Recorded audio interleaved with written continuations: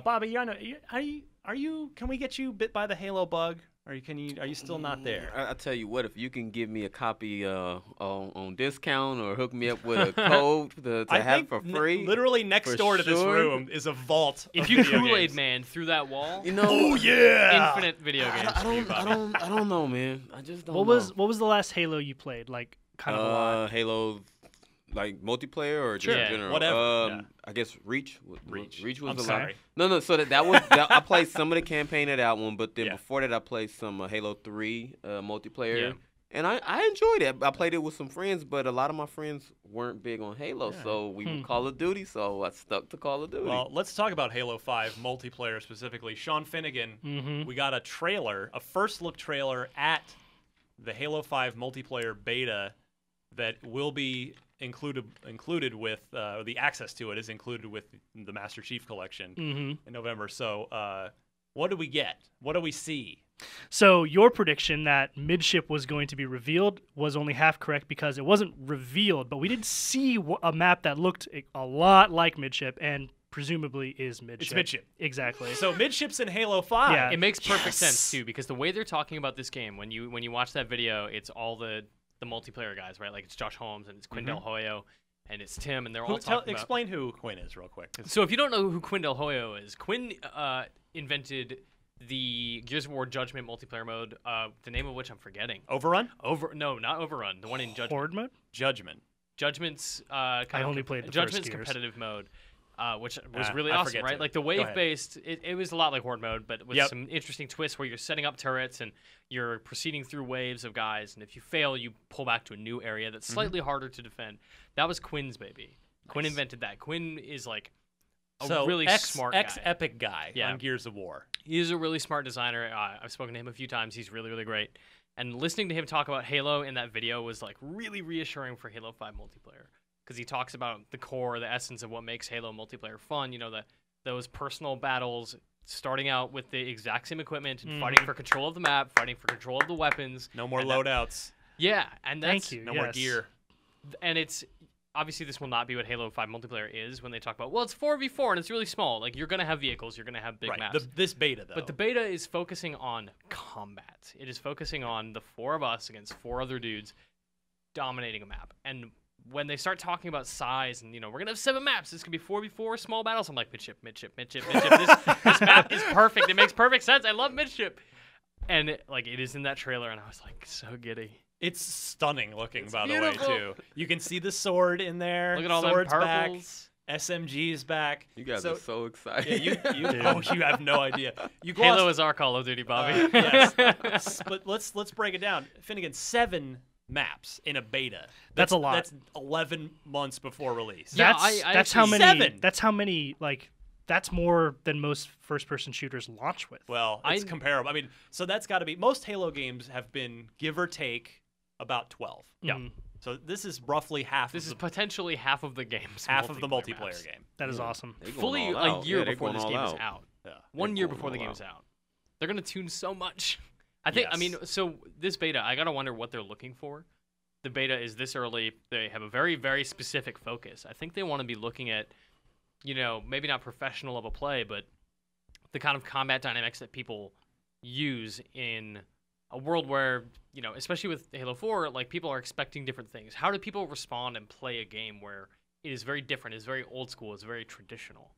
I think that's probably what they're focusing on, right? And maybe to a degree competitive play, right? Because Halo 3 and to a much lesser degree Halo Reach was really big in the competitive sort of esports community. That was basically that was the... Yeah, dude, 2 and 3 were. Yeah, the height of first-person shooters pre-Call of Duty. Yeah.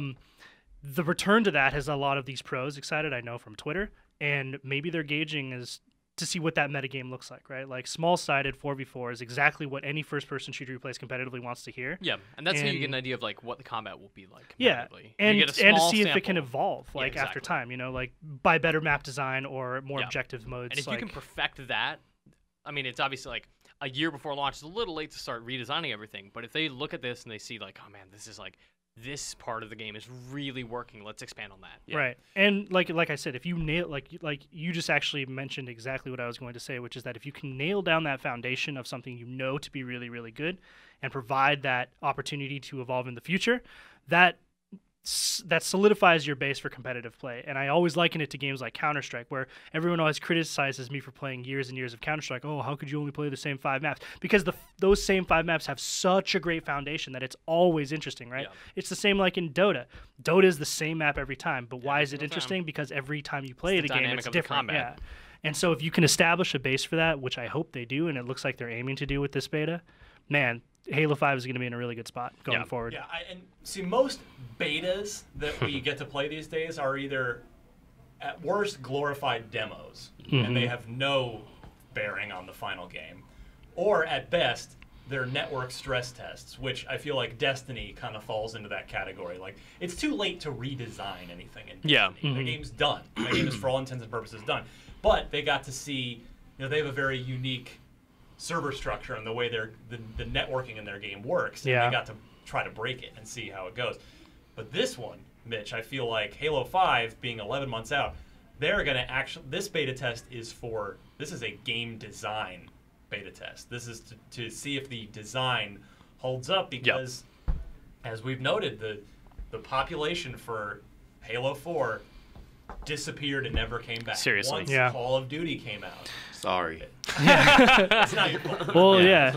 Also, for everyone screaming, you're right. It was Overrun. Overrun is the mode. Okay. I totally thought Overrun was Gears 3. That's the one that came into my brain. Yeah. I'm glad that my brain still works on it. Overrun is so good. God, I'm gonna play Gears this weekend. Not as good as Firefight. But yeah, 7 maps, 4 game modes. So, Rumble Pit, Team Slayer, or Slayer, Team Slayer, Oddball.